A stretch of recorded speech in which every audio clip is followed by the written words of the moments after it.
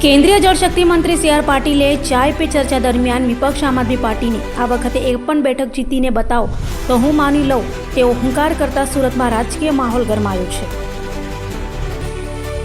સુરતમાં સ્થાનિક સ્વરાજ્યની ચૂંટણીનો માહોલ ગરમાયો છે ત્યારે કેન્દ્રીય મંત્રી સી આર પાટીલે ચાય પે ચર્ચા દરમિયાન વિપક્ષ આમ આદમી પાર્ટી પર આકરા પ્રહારો કર્યા હતા। પાટીલે કહ્યું હતું કે ગઈ ચૂંટણીની 27 બેઠકો આપે જીતી હતી પણ આ વખતે જીતી બતાવો તો હું માની લઉં। સી આર પાટીલે આ વખતે આમ આદમી પાર્ટીના સુપડા સાફ થવાનો દાવો કરતા સુરતનું રાજકારણ ગરમાયું છે। આમ આદમી પાર્ટી સાથે કોંગ્રેસને પણ સી આર પાટીલે આડેધ હાથ લીધી હતી અને કહ્યું હતું કે ગુજરાતમાં કોંગ્રેસ અને આમ આદમી પાર્ટીનું કોઈ વજૂદ જ નથી। હાલ સુરત મનપાની સ્થાનિક સ્વરાજ્યની ચૂંટણીને લઈ કેન્દ્રીય જળશક્તિ મંત્રીએ વોર્ડ નંબર 23, 24, 28 અને 29ના કાર્યકર્તાઓ સાથે ચાય પે ચર્ચા કરી હતી।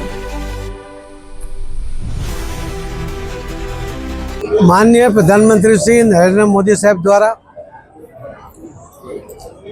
2014 पहला चाय पे चर्चा कार्यक्रम आयोजन જ્યારે શરૂ કરવામાં આવ્યું ત્યારે પણ આખા દેશની અંદર અનેક કાર્યકર્તાઓ અને શુભેચ્છકો આ ચાય પે ચર્ચાના કાર્યક્રમનું આયોજન કરતા હતા।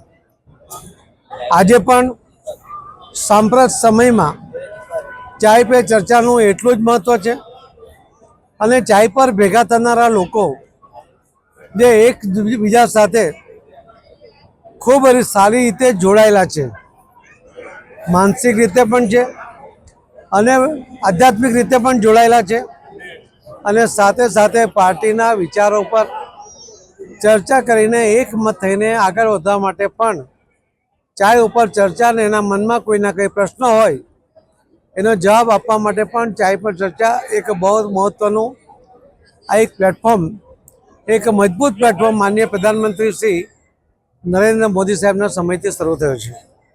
આપણે જોયું હશે કે આજે જ્યારે ઇલેક્શન છે ત્યારે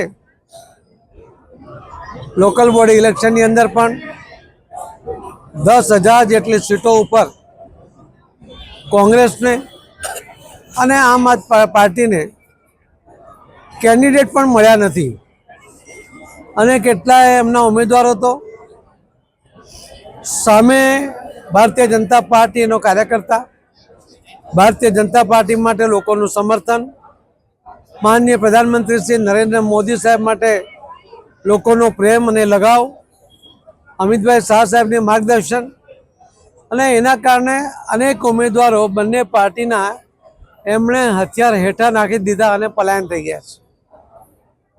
આપણે ગયા વખતના ઇલેક્શનમાં પણ જોયું હશે કે અનેક દાવાઓ વચ્ચે કોંગ્રેસ અને આમ આદમી પાર્ટી ખૂબ જ મોટા દાવાઓ કરતી હતી પરંતુ મહાનગરપાલિકાના 8 મહાનગરપાલિકામાં ફક્ત 55 સીટ એમને આખા રાજ્યમાં મળી હતી અને આમ આદમી પાર્ટીને તો ફક્ત 27 સીટ અને એ પણ માત્ર એક શહેરમાં, સુરત શહેરમાં જ મળી હતી।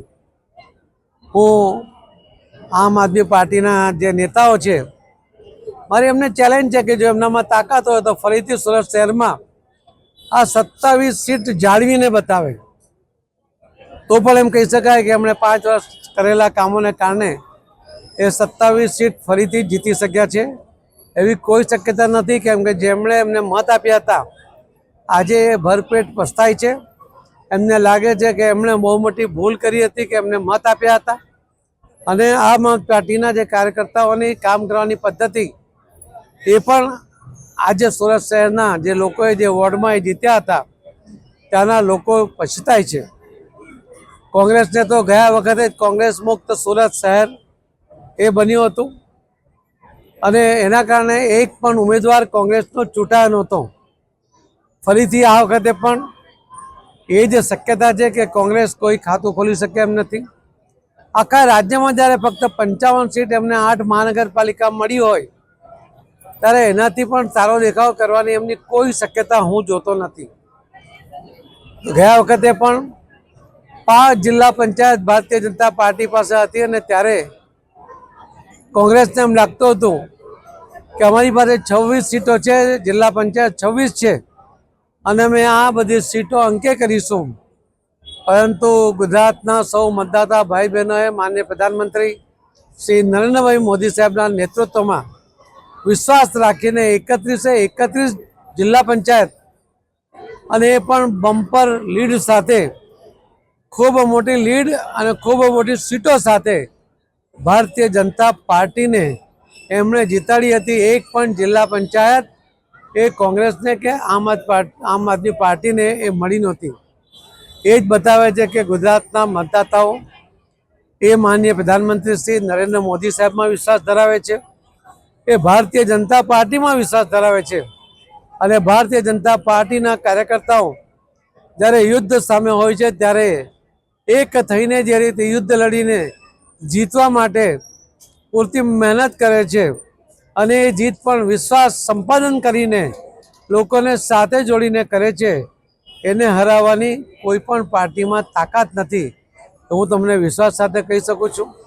ગયા વખતે પણ આપણે જોયું હશે કે જિલ્લા પંચાયતની પણ તાલુકા પંચાયતની પણ 232 સીટોમાંથી ફક્ત જે 196 સીટ ભારતીય જનતા પાર્ટીને મળી હતી અને 36 સીટ એમાંથી 1 સીટ આમ આદમી પાર્ટીને અને બાકીની 35 સીટ એ ફક્ત કોંગ્રેસને મળી હતી. 196 સીટ તાલુકા પંચાયતની એ ભારતીય જનતા પાર્ટીના ઉમેદવારોની ભવ્ય જીત ત્યાં પણ થઈ હતી.